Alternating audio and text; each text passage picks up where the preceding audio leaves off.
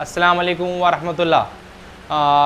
Mechanical properties of fluid का हमारा आज नेक्स्ट लेक्चर है और आज के इस लेक्चर में जो हमारा टॉपिक रहेगा वो है सरफेस टेंशन। ठीक है, जैसे कि मैं आपको बता दूं कि जो हमने चैप्टर शुरू किया था मैकेनिकल प्रॉपर्टीज़ ऑफ फ्लूइड्स, उसके हमारे पिछले 4 लेक्चर मुकम्मल हो चुके हैं। ये 5वां लेक्चर है और 5वें लेक्चर में हम लोग एक नेक्स्ट चैप्टर की शुरुआत करने जा रहे हैं, एक नेक्स्ट पार्ट की शुरुआत करने जा रहे हैं और इस पार्ट का नाम है सरफेस टेंशन। पिछले सिलेबस जो आपका था, मतलब आपके सीनियर्स का जो पिछला सिलेबस था, उसमें ये चैप्टर एक सेपरेट चैप्टर था जिसका नाम था surface tension. Is it clear? लेकिन इस साल जो आपका न्यू सिलेबस आया है, न्यू सिलेबस में इसने मैकेनिकल प्रॉपर्टीज ऑफ फ्लूइड में पहले हाइड्रोस्टैटिक्स का पार्ट दिया है जो हमने पिछले 4 लेक्चर में मुकम्मल कर लिया है और अब सरफेस टेंशन का पार्ट है जो इंशाल्लाह हम आज से शुरू करने जा रहे हैं। ठीक है, तो आइए शुरुआत करते हैं। हमारा जो आज का जो टॉपिक है उसका नाम है सरफेस टेंशन। सरफेस टेंशन, ठीक है। तो ये इस चैप्टर को आपको ज़्यादा इसका सर पर टेंशन नहीं लेना है, बहुत आसान चैप्टर है। मैं आपको बहुत आसानी से इसको समझाने की कोशिश करूंगा जिसका नाम है सरफेस टेंशन। इसे उर्दू में कहा जाता है सतही तनाव। Is it clear? तो देखिए, इसके नाम से पता चल रहा है, इसकी डेफिनेशन सरफेस टेंशन मतलब कहीं ना कहीं टेंशन है और यहाँ लिखा है सरफेस। सरफेस कहाँ कहाँ आपको देखने के लिए मिलेंगी? तो आपको सॉलिड में सरफेस देखने के लिए मिलेंगी, लिक्विड में मिलेंगी। ठीक है, तो हमको किसी सॉलिड या किसी लिक्विड, ठीक है, सॉरी, किसी सॉलिड या किसी लिक्विड की सरफेस पर हमको जो टेंशन है उसके ताल्लुक से डिस्कस करना है। ठीक है, मैं आपको एक चीज़ बता दूं कि जो लिक्विड है, ठीक है, और सॉलिड है, ये 2 चीज़ों से मिलकर बना है। ठीक है, लिक्विड जो होता है 2 चीज़ों से मिलकर बना होता है।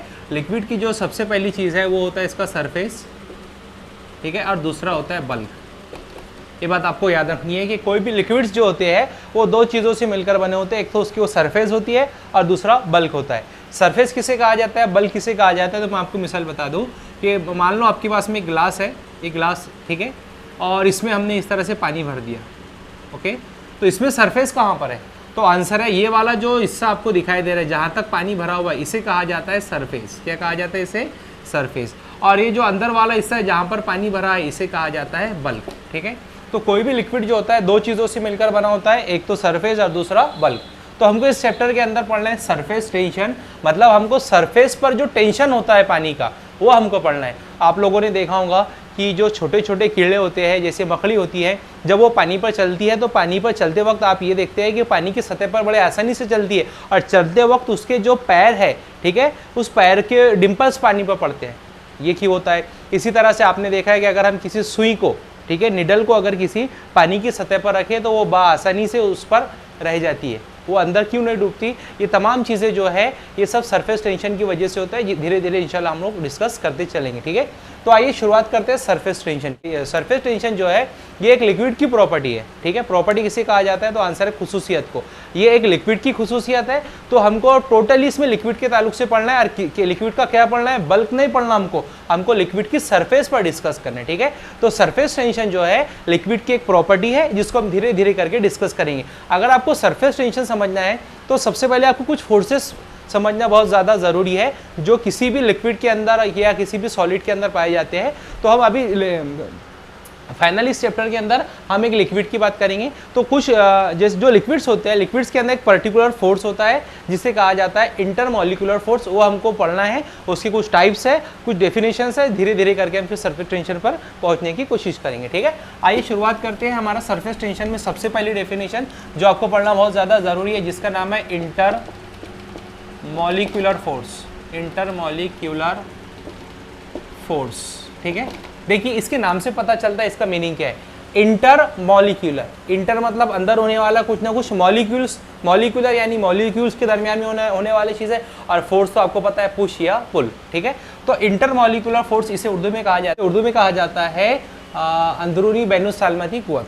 ठीक है, इंटर मॉलिक्यूलर फोर्स। ओके, तो देखिए, इंटर अंदर, मॉलिक्यूलर्स मतलब मॉलिक्यूल्स के दरमियान में, और फोर्स मतलब पुश या पुल। तो किसी भी मॉलिक्यूल्स में अंदरून, उसके किसी भी मॉलिक्यूल्स के अंदर जो फोर्स ऑफ अट्रैक्शन और रिपल्शन पाया जाता है उसे कहा जाता है इंटरमॉलिक्यूलर फोर्स। जैसे मैं आपको बता दूं, अगर हमारे पास में एक बीकर है, इस बीकर में हमारे पास में एक लिक्विड भरा है, ठीक है, यहाँ पर लिक्विड भरा है, तो लिक्विड के सालमात के दरमियान में जो फोर्स ऑफ अट्रैक्शन और फोर्स ऑफ रिपल्शन होता है, फोर्स ऑफ अट्रैक्शन किसे कहा जाता है? दो मॉलिक्यूल्स का आपस में मिलना, force of attraction.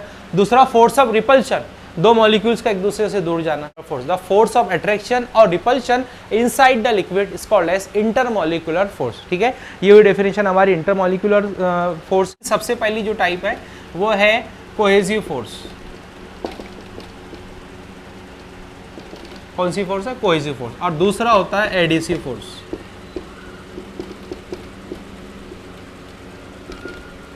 Cohesive force और एडिसिव फोर्स। ठीक है, कोहेसिव फोर्स किसे कहा जाता है? दो यकसा सालमात के दरमियान में पाई जाने वाले कुव्वते कशिश।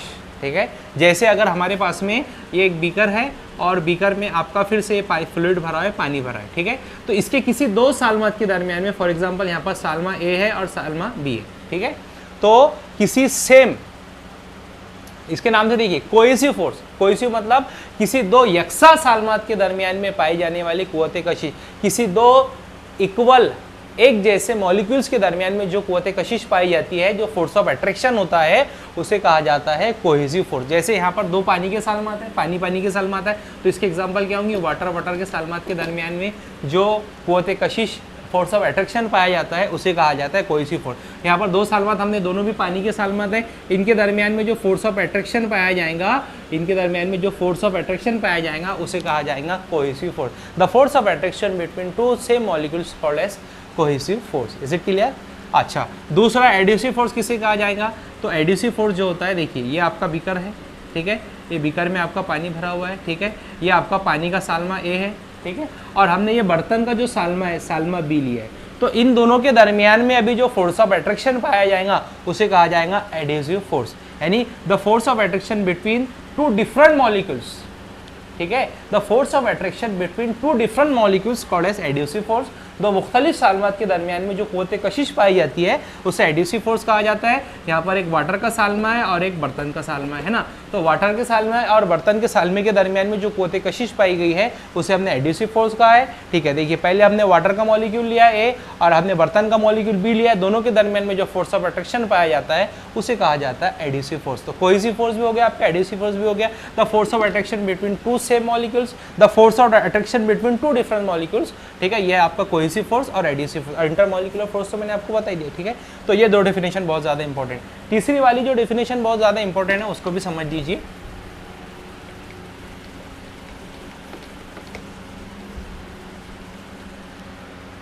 तीसरी जो डेफिनेशन है हमारी, वो है रेंज ऑफ, थर्ड वाली डेफिनेशन, उसका नाम है रेंज ऑफ मॉलिक्यूलर फोर्स। ठीक है, थर्ड वाली जो डेफिनेशन हमारी, उसका नाम है रेंज ऑफ मॉलिक्यूलर फोर्स। तो रेंज ऑफ मॉलिक्यूलर फोर्स क्या होता है, इसको समझिए। जैसे हमारे पास में एक मॉलिक्यूल है ए, ठीक है, और हमने एक ऐसी रेंज बनाई, ये हमारी रेंज है आर। देखिए इसको कैपिटल आर से जाहिर किया जाता है रेंज ऑफ मॉलिक्यूलर फोर्स। हमने यहाँ पर 3 साल में लिए, सालमा बी, सालमा सी, सालमा डी और सालमा ई। ये 4 साल में हमारे पास में। ठीक है, 4 मॉलिक्यूल्स हमारे पास में। मॉलिक्यूल ए है, बी है, सी है, डी है और ई है। ठीक है, तो ये मॉलिक्यूल्स के बाद में हमने बी, ए के बाद में बी बनाया, बी के बाद में सी, सी के बाद में डी और डी के बाद में ई।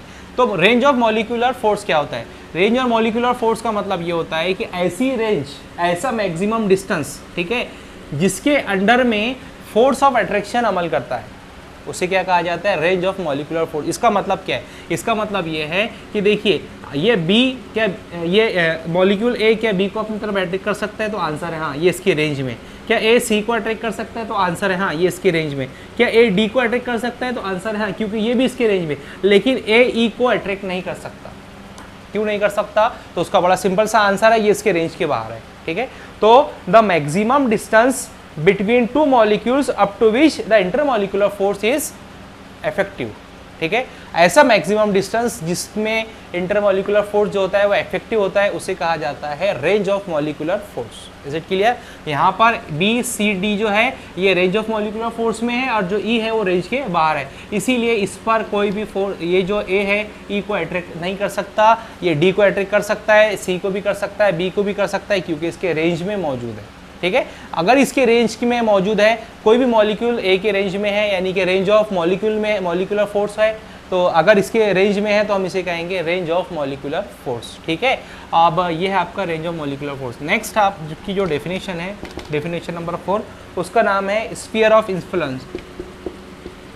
Sphere of influence. ठीक है, ये भी बहुत इंपॉर्टेंट है। इसका मतलब ये है कि देखिए ये जो आपका साल्मा ए है, ठीक है, जो मॉलिक्यूल ए है इसको सेंटर मानिए, क्या मानिए, सेंटर, और जो रेंज ऑफ मॉलिक्यूलर फोर्स है उसको रेडियस मानिए, और इसको सेंटर, ए को सेंटर, और जो इसका जो रेंज ऑफ मॉलिक्यूलर फोर्स है इसको रेडियस मानिए, और एक ऐसा स्फीयर बनाइए। क्या बनाना है हमको, स्फीयर, सर्कल नहीं बनाना है, क्या बनाना है, स्फीयर बनाना है। ये बन गया आपका स्फीयर। तो ये जो है इसे कहा जाता है स्फीयर ऑफ इन्फ्लुएंस। ये देखिए कैसे बना, हमने क्या किया, जो हमारा मॉलिक्यूल है इसको सेंटर माना, ठीक है, इसको हमने सेंटर मान लिया, और जो रेंज ऑफ मॉलिक्यूलर फोर्स है इसको हमने रेडियस माना, ए को सेंटर और ये जो रेंज है इसको रेडियस मानकर एक स्फीयर बनाया गया, ठीक है, ये देखो एक स्फीयर बना। तो इसे कहा जाता है स्फीयर ऑफ इन्फ्लुएंस। अब इसमें जो भी मॉलिक्यूल्स होंगे ये क्या करेगा, ए उसे अपनी जानिब खींचेगा, क्योंकि हमने ए को सेंटर माना है, क्या माना है, ए को सेंटर, तो ये इसके जानिब अट्रैक्ट होगा, ये मॉलिक्यूल्स इसके जानिब अट्रैक्ट होगा, ये मॉलिक्यूल्स इसके जानिब अट्रैक्ट होगा, ये मॉलिक्यूल्स इसके जानिब अट्रैक्ट होगा। बताइए क्या ई मॉलिक्यूल्स ए के जानिब अभी भी अट्रैक्ट होगा, तो आंसर है नहीं। क्यों, क्योंकि ये स्फीयर ऑफ इन्फ्लुएंस के बाहर है। अगर ये इस स्फीयर के अंदर होता तो ये ज़रूर इसे अपनी जानिब कशिश कर लेता, ठीक है। ये ई यहाँ पर क्यों कशिश नहीं पाएगा, क्योंकि ये स्फीयर ऑफ इन्फ्लुएंस के भी बाहर है और ये रेंज ऑफ मॉलिक्यूलर फोर्स के भी बाहर है, ठीक है। अगर मैं यहाँ पर कोई और मॉलिक्यूल्स बनाऊँ, क्या ये मॉलिक्यूल को ए अपनी जानिब खींचेगा, तो आंसर है नहीं, क्योंकि ये स्फीयर के बाहर है। तो स्फीयर ऑफ इन्फ्लुएंस का मतलब क्या हुआ, किसी एक पॉइंट को हमको सेंटर बनाना है, और जो इसकी रेंज होती है मॉलिक्यूलर रेंज की उसको रेडियस बनाना है, और इसको बनाकर क्या करना है, स्फीयर बनाना है, सर्कल नहीं बनाना है, याद रखिए स्फीयर बनाना है, इसलिए इसे कहा जाएगा sphere of influence. Is it clear. तो मैंने आपको अभी कितने डेफिनेशन बता दी, 4। सबसे पहले डेफिनेशन क्या बताई, सबसे पहले डेफिनेशन मैंने आपको बताई इंटरमॉलिक्यूलर फोर्स, ठीक है। दूसरा मैंने इसकी 2 टाइप्स बताई, कोहेसिव फोर्स, एडिसिव फोर्स। उसके बाद में मैंने आपको बताया रेंज ऑफ मॉलिक्यूलर फोर्स, ठीक है। उसके बाद में आपको बताया स्फीयर ऑफ इन्फ्लुएंस। ये डेफिनेशन बहुत ज़्यादा इंपॉर्टेंट, इसको याद रखिए। अब next question, behaviour of liquid surface, ठीक है।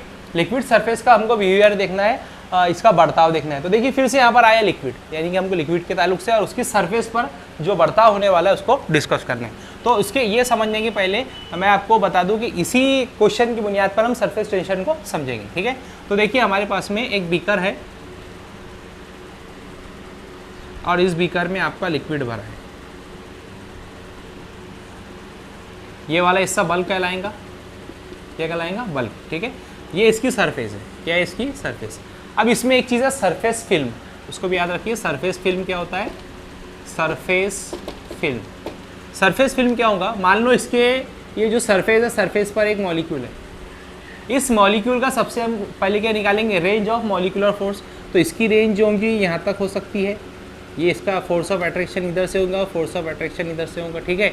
और ये वाला जो आपको मॉलिक्यूल्स के बाद में हमने जो सरफेस खींची है, जो लाइन खींची है, ठीक है, इसमें ये देखिए ये जो सरफेसेस है ना, इसे क्या कहेंगे, इसे कहेंगे सरफेस फिल्म। क्या बोलेंगे इसको, सरफेस फिल्म।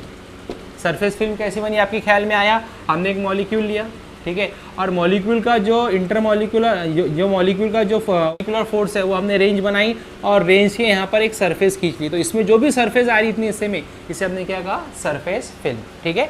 तो ये हमारा सरफेस फिल्म बन गया, ओके।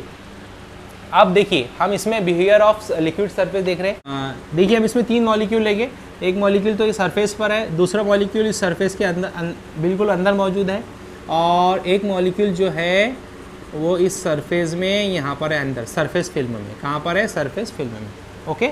ये मॉलिक्यूल को हम ए बोलेंगे, इसको बी बोलेंगे और इसको सी बोलेंगे। हम एक एक करके इसको डिस्कस करेंगे। मॉलिक्यूल जो ए है इस पर कितने इंटरमॉलिक्यूलर फोर्स अमल करेंगे, कितने कोहेसिव फोर्स होंगे। तो देखिए ये मॉलिक्यूल को इधर वाला मॉलिक्यूल अपने यानी खींचेगा, ठीक है, इधर वाला मॉलिक्यूल अपने यानी खींचेगा, इधर वाला मॉलिक्यूल अपने यानी खींचेगा, इधर वाला मॉलिक्यूल अपने यानी खींचेगा। हमने क्या किया, इस पर एक ऐसा स्फीयर बना दिया, ओके। ये देखिए ये हमारा स्फीयर बन गया। तो यहाँ पर नेट फोर्स कितना होगा, तो आंसर है ए पर जो नेट फोर्स होगा, नेट फोर्स वो क्या होगा, 0।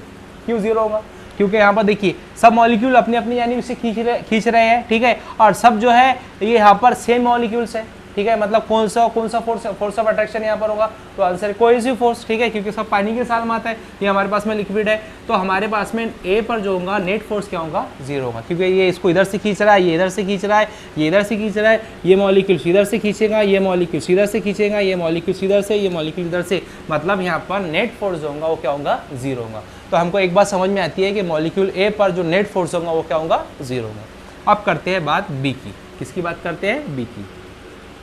देखिए बी पर क्या होगा, देखिए अगर मैं इसका बी के लिए एक स्फीयर बनाना चाहूँ तो देखिए ये नीचे वाले मॉलिक्यूल्स से इधर खींचेंगे, ये वाले मॉलिक्यूल्स इधर खींचेंगे, ये वाले मॉलिक्यूल्स इधर खींचेंगे, ये वाले मॉलिक्यूल्स इधर खींचेंगे, ये वाले मॉलिक्यूल्स इधर खींचेंगे, ये वाले मॉलिक्यूल्स इधर, ये वाले मॉलिक्यूल्स इधर और ये मॉलिक्यूल्स इधर, ठीक है। अब मैं क्या करता हूँ, यहाँ पर एक स्फीयर बना देता हूँ, ठीक है, ये मैंने एक स्फीयर बना दिया जिसे स्फीयर ऑफ इन्फ्लुएंस कहते हैं, ओके। अगर ये स्फीयर ऑफ इन्फ्लुएंस है तो ज़रा यहाँ गौर करें, गौर करने वाली बात ये है कि जो बी वाला मॉलिक्यूल्स है इसका 70% हिस्सा, देखिए गौर से, इसका 70% हिस्सा जो है ये अगर आपका एक मॉलिक्यूल है तो इसका जो 70% हिस्सा है वो पानी के अंदर है, वाटर में, और 30% हिस्सा जो है वो एयर में। तो यहाँ पर आपको एयर के मॉलिक्यूल्स को निगलेक्ट करना है क्योंकि उसकी डेंसिटी बहुत ज़्यादा कम होती है, ओके। लेकिन वाटर की डेंसिटी एयर के मुकाबले यहाँ पर ज़्यादा है, तो और इसका जो परसेंटेज है वो भी ज़्यादा है। तो ये जो 70% हिस्सा है तो ये मॉलिक्यूल्स क्या करेंगे, ये जो नीचे वाले मॉलिक्यूल्स है मॉलिक्यूल बी को अपनी जानिब खींच लेंगे, क्योंकि जो ए का जो हिस्सा है वो कितने परसेंट है, सिर्फ 30% है, और वो एयर वाला है, ठीक है। तो एयर के मॉलिक्यूल को आपको निगलेक्ट करना है, तो जब यहाँ से एयर के मॉलिक्यूल निगलेक्ट हो जाएंगे तो ये जो बी पर जो फोर्स होगा वो किस जानिब होगा, यहाँ पर 0 तो नहीं होगा, क्योंकि क्या है, देखिए इसका थोड़ा सा हिस्सा ऊपर की जानिब है। तो यहाँ पर जो नेट फोर्स होगा बी पर, नेट फोर्स जो होगा, नेट फोर्स वो डाउनवर्ड होगा, किधर होगा, डाउनवर्ड, मतलब ये किधर आने की कोशिश करेगा, नीचे के जानिब। क्यों नीचे के जानिब, क्योंकि नीचे वाले सालमात इसे पकड़ के अपनी जानिब खींचेंगे, नीचे वाले मॉलिक्यूल्स अपनी जानिब खींचेंगे, इसीलिए नीचे आएगा। तो हमने यहाँ क्या लिखा, बी पर जो नेट फोर्स है वो कहाँ है, डाउनवर्ड, ठीक है। आइए अब बात करते हैं सी की। सी पर देखिए, तो हमने यहाँ पर बनाया है, नीचे वाले मॉलिक्यूल सीधा खींच रहे हैं, ये वाले मॉलिक्यूल सीधा, ये वाले मॉलिक्यूल सीधा, ये वाले मॉलिक्यूल सीधा, ये वाले मॉलिक्यूल सीधा, और ये मॉलिक्यूल सीधा और ये मॉलिक्यूल। यहाँ पर हमको फिर से बनाना है स्फीयर ऑफ इन्फ्लुएंस, ये बना लिया हमने स्फीयर ऑफ इन्फ्लुएंस। अब ज़रा गौर करें कि ये हमारा मॉलिक्यूल्स था, ठीक है, जिसमें 50% हिस्सा डाउनवर्ड, देखिए 50% हिस्सा जो है किसमें है, वाटर में, ये देखिए 50% हिस्सा जो है वाटर में, और 50% जो हिस्सा है वो एयर में, 50% वाटर में और 50% एयर में। तो यहाँ पर जो है फोर्स ऑफ अट्रैक्शन किधर होगा, ठीक है, नेट फोर्स किधर होगा, तो नेट फोर्स जो होगा यहाँ पर मैंने आपको बताया ऊपर वाला हिस्सा एयर का है तो इसको तो हमको निगलेक्ट करना है, लेकिन जो नीचे वाटर वाला हिस्सा है ये इसे किधर खींचेगा, नीचे की यानी, क्योंकि एयर की डेंसिटी कम है और वाटर की डेंसिटी ज़्यादा है, तो इसमें जो नेट फोर्स होगा वो किधर होगा, डाउनवर्ड होगा, किधर होगा, डाउनवर्ड। तो यहाँ पर भी जो नेट फोर्स होगा वो किधर होगा, डाउनवर्ड, लेकिन ये वाला जो फोर्स होगा स्ट्रांगली डाउनवर्ड होगा, ये पूरी तरह से नीचे होगा, ठीक है। तो हमको यहाँ तीन चीज़ें समझ गई कि जो ए वाला जो हमारा मॉलिक्यूल्स था उस पर नेट फोर्स 0 है, बी वाले मॉलिक्यूल्स पर जो नेट फोर्स है डाउनवर्ड है, और सी वाले मॉलिक्यूल पर भी जो नेट फोर्स है वो डाउनवर्ड है। यहाँ से हमको क्या बात समझ में आती है, यहाँ से हमको एक बड़ी इंपॉर्टेंट बात समझ में आती है कि किसी भी सरफेस के, किसी भी लिक्विड के सरफेस पर जो फोर्स लगता है, फोर्स ऑफ अट्रैक्शन जो होता है वो डाउनवर्ड होता है, किधर होता है, डाउनवर्ड। अब मैं आपको एक छोटी सी चीज़ समझाता हूँ इस क्वेश्चन की बुनियाद पर कि सरफेस टेंशन किसे कहा जाता है। देखिए सरफेस टेंशन क्या होता है, मान लो आपके पास में इस तरह से दो ब्रिज है, ठीक है। मैंने क्या किया, बहुत सारे बच्चों को इसके दरमियान में लाइन बना के खड़े कर दिया, तो ये बच्चे कैसे खड़े होंगे, ऐसे खड़े होंगे, देखिए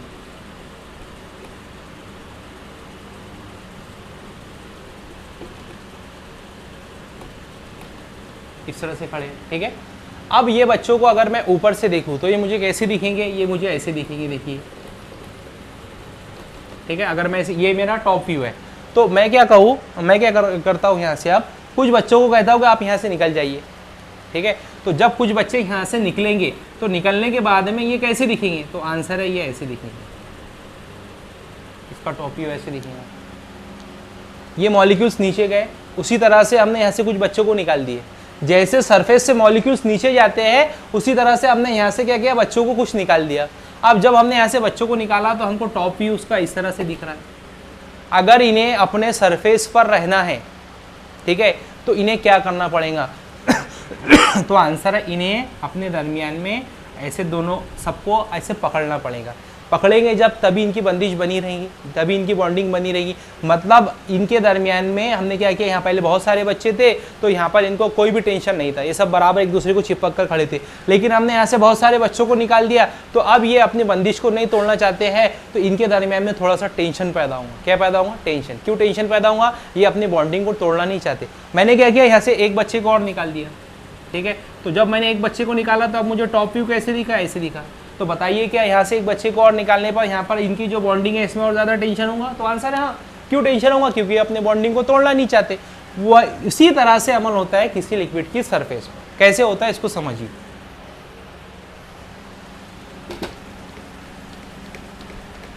देखिए ये आपका बीकर था, इसमें बहुत सारे मॉलिक्यूल्स थे,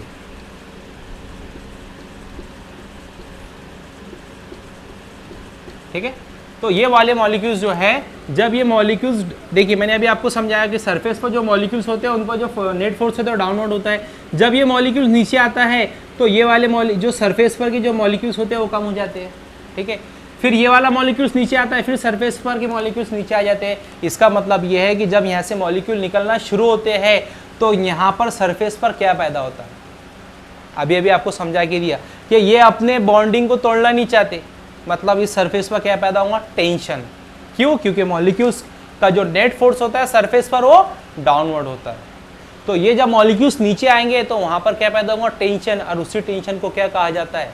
सरफेस टेंशन। क्या कहा जाता है? Surface tension. तो किसी भी लिक्विड की सरफेस पर जो टेंशन पाया जाता है उसे कहा जाता है सरफेस टेंशन। आपको एग्जाम्पल की मदद से समझ में आ चुका है। अब हम क्या करते हैं, इसकी डेफिनेशन को समझने की कोशिश करते हैं। हाँ, एक बात और मैं आपको यहाँ बता दूं कि जब ये मॉलिक्यूल्स नीचे आता है तो क्या उसके रिप्लेसमेंट में दूसरा मॉलिक्यूल्स आता है? तो आंसर है हाँ। मान लो कि ये मॉलिक्यूल्स नीचे आता है तो जो नीचे वाला मॉलिक्यूल्स है वो उसकी जगह ले लेता है और वो जाकर अपनी सरफेस बना लेता है। ऐसा क्यों? ऐसा इसलिए मैंने आपको इब्तिदा में समझाया हो कि जो सरफेस होती है या जो कोई भी जो लिक्विड होता है वो दो चीज़ों से मिलकर बना होता है, एक तो सरफेस या फिर बल्क। दो चीज़ों को मिलाकर बनता है, एक सरफेस और एक बल्क। अगर सरफेस ही खत्म हो जाएंगी तो लिक्विड तो वहाँ पर मौजूद ही नहीं है। इसका मतलब तो हमेशा लिक्विड की सरफेस बरकरार रखने के लिए ये अमल मुसलसल शुरू रहता है। अगर ये सरफेस है, सरफेस से एक मॉलिक्यूल नीचे आया तो दूसरा मॉलिक्यूल उसकी जगह ले लेता है, तो वो मॉलिक्यूल नीचे आया तो फिर तीसरा मॉलिक्यूल उसकी जगह ले लेता है, फिर वो मॉलिक्यूल नीचे आया तो चौथा मॉलिक्यूल उसकी जगह लेता है। ये अमल मुसलसल शुरू रहता है और लिक्विड की सरफेस बरकरार रहती है, क्योंकि जो लिक्विड होता है वो दो चीज़ों का मिलाकर बना होता है। एक होता है जो लिक्विड होता है दो चीज़ों का मिलाकर बना होता है, एक बल्क और दूसरा उसकी सरफेस। तो समझ में आ गया आपको? तो मैंने आपको मिसाल के जरिए समझाया कि जब ये मॉलिक्यूल्स नीचे आते हैं तो वहाँ पर उनके दरमियान में वो अपने बॉन्डिंग जो होती है वो उसमें टेंशन पैदा होता है और उसी को क्या कहते हैं? Surface tension. अब मैं आपको सरफेस टेंशन जो होता है उसका फार्मूला भी बता देता हूँ और एक छोटी सी मिसाल के जरिए हम इसको समझ लेते हैं। मान लो आपके पास में एक ऐसी रिंग है, क्या एक रिंग, हमने क्या किया, इस रिंग पर रबर जो आपका बलून होता है ना, फुग्गा जिसे आप कहते हैं, उसको बीच में से काट लो और काट कर उसकी पूरी चादर इस पर लपेट दो, रबर की चादर, ठीक है। और मान लो हमारे पास में यहाँ रबर की चादर है, हमने क्या किया, उस रबर की चादर के दरमियान में ऐसा ब्लेड मार दिया। पहले क्या, जैसे आपका जो रिंग है उस रिंग पर हमने क्या किया, बलून को काटा और उसकी रबर की चादर बनाई और पूरे उस रिंग पर उसको एकदम टाइट कर दिया हमने, ठीक है, टाइट बांध दिया। और फिर क्या किया हमने, उसमें एक ऐसा ब्लेड मार दिया तो दरमियान से कट जाएगा। तो ये जो दरमियान से कटेगा तो हमने इस पर एक जो लेंथ जो ली, ठीक है, इसे यूनिट लेंथ बोलेंगे। तो ये जो यूनिट लेंथ होगा तो वहाँ पर पहले ये इस तरह से था, देखिए पहले हमारी जो चादर थी वो इस तरह से लपेटी हुई थी, बराबर चादर थी ऐसे, है ना। लेकिन हमने क्या किया, फिर उस पर ऐसे ब्लेड से इसको काट दिया। तो आप ये देखोगे कि बाद में जो उसका हिस्सा हो जाएगा वो इस तरह से हो जाएगा, ठीक है, उसकी जो शक्ल होगी इस तरह से हो जाएंगी। आप घर पे एग्जांपल कर सकते हो, या आप कोई कैरी बैग वगैरह ले लो, उसको बराबर एक आपका जो रिंग है रिंग पर बांध लो और उसको दरमियान से काट दो। आप ये देखेंगे कि वो ऐसे नीचे की यानी थोड़ी सी झुक जाएगी। जो आपकी यहाँ पर रबर की चादर है वो भी इस तरह से झुक जाएगी। तो इसमें जो फोर्स है इस यूनिट लेंथ में उसकी वो फोर्स की डायरेक्शन किधर होगी, क्या इसकी डायरेक्शन इधर होंगी, क्या इसकी डायरेक्शन इधर होंगी। तो देखिए इसमें जो फोर्स होगा वो ऐसे होंगे, force force force force force force force और फोर्स। ये इस तरह से फोर्स क्यों है, तो इसलिए है कि हमने जब इसको दरमियान से काटा तो ये वाले मॉलिक्यूल ने इसको छोड़ दिया नीचे, इसलिए तो ऐसे लटक जाता है वो। आपने घर पे एग्जांपल परफॉर्म करके देखना है, जब आप उसको दरमियान से काटोगे तो इस तरह से अंदर लटक जाएंगे, ठीक है। और अगर आप उसको दोबारा मिला दोगे तो इस तरह से आपकी सरफेस बन जाएंगी। तो ये जो फोर्स है ये यूनिट लेंथ का फोर्स है। यहाँ पर याद रखिए जो हमारा फोर्स है वो डायरेक्टली प्रोपोर्शनल है एल के। किसके डायरेक्टली प्रोपोर्शनल है? एल के। क्यों डायरेक्टली प्रोपोर्शनल के? इसका मतलब ये है कि हम जितनी ज़्यादा लेंथ को बढ़ाएंगे उतना ज़्यादा हमारा फोर्स बढ़ेगा। कि ये बात सही है? बिल्कुल सही है। आप इसको और लंबा काटो तो इधर और फोर्स लगेगा, इसे आप और लंबा काटो इधर और फोर्स लगेगा, है ना। तो फोर्स जो होता है वो डायरेक्टली प्रोपोर्शनल होता है एल के। अगर मैं यहाँ से डायरेक्टली प्रोपोर्शनल का निशान निकाल दूँ तो एफ क्या हो जाएगा? टी इंटू एल, ठीक है। टी यहाँ पर क्या है? टी यहाँ पर जो है सरफेस टेंशन है, तो सरफेस टेंशन का फार्मूला क्या आ गया आपके पास में? F upon L, force per unit length. क्या हो जाएगा? Force per unit length. या हम इसको ऐसा भी कह सकते हैं, फोर्स और लेंथ का जो तनासुब है वो क्या कहलाएगा? आपका सरफेस टेंशन, ठीक है। तो ये आ गया आपके पास में सरफेस टेंशन का फार्मूला, टी इक्वल टू होता है एफ अपॉन एल, जहाँ पर जो टी है वो टेंशन है, सरफेस टेंशन, एफ जो है वो फोर्स है और एल जो है वो लेंथ है। याद रखिए सरफेस टेंशन कोई फोर्स नहीं है, ये खुद में अपनी एक फिजिकल क्वांटिटी है ना। ये जो है ये सिर्फ इसका यूनिट आप न्यूटन नहीं बोलेंगे क्योंकि यहाँ पर फोर्स पर यूनिट लेंथ है, तो इसका यूनिट क्या होगा? तो सरफेस टेंशन का फार्मूला हमारे पास में क्या बना? T equal to F upon L. इसका यूनिट क्या लिखेंगे हम? सरफेस टेंशन का यूनिट हमारे पास में होगा, देखिए यहाँ पर फोर्स पर यूनिट लेंथ है तो ये हो जाएगा न्यूटन पर मीटर। क्या हो जाएगा? न्यूटन पर मीटर। इसके डायमेंशन क्या होंगे सरफेस टेंशन के? आइए इसके डायमेंशन भी लिख लेते हैं सरफेस टेंशन के। इसके डायमेंशन, ऊपर फोर्स है, फोर्स के डायमेंशन क्या होते हैं? m1 L1 T-2। ये मैंने आपको पिछले लेक्चर में बहुत बार निकाल के बताया हो। नीचे मीटर है, मीटर मतलब यहाँ पर क्या हो जाएगा? L1। इसका मतलब इसके डायमेंशन क्या हो जाएंगे? इसके डायमेंशन हो जाएंगे m1 और ये L प्लस का 1 है, ऊपर जाके 1 - 1 0 जाएंगे और यहाँ पर बच जाएगा T-2। तो हमारे पास में डायमेंशन क्या आ चुके हैं? m1 T-2। ये आ गया हमारे पास में किसके डायमेंशन? सरफेस टेंशन के डायमेंशन। किसके डायमेंशन? सरफेस टेंशन के डायमेंशन। और इसका यूनिट क्या है? न्यूटन पर मीटर। इसका डायमेंशन क्या निकला? m1 T-2।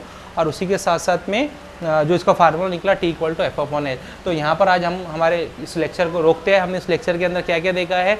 इस लेक्चर के अंदर हमने सबसे पहले इंटरमॉलिक्यूलर फोर्स देखा, उसके दोनों टाइप्स देखे, उसके बाद में रेंज ऑफ मॉलिक्यूलर फोर्स देखा, स्फीयर ऑफ इन्फ्लुएंस देखा, उसके बाद में बिहेवियर ऑफ लिक्विड सरफेस देखा, और इसी की बुनियाद पर हमने इसको सरफेस टेंशन को समझने की कोशिश किया। आज का लेक्चर हम ये रुकते हैं। इंशाल्लाह जो नेक्स्ट लेक्चर है वो कल मैं इंशाल्लाह उसको अपलोड कर दूँगा। अस्सलाम वालेकुम व रहमतुल्लाह।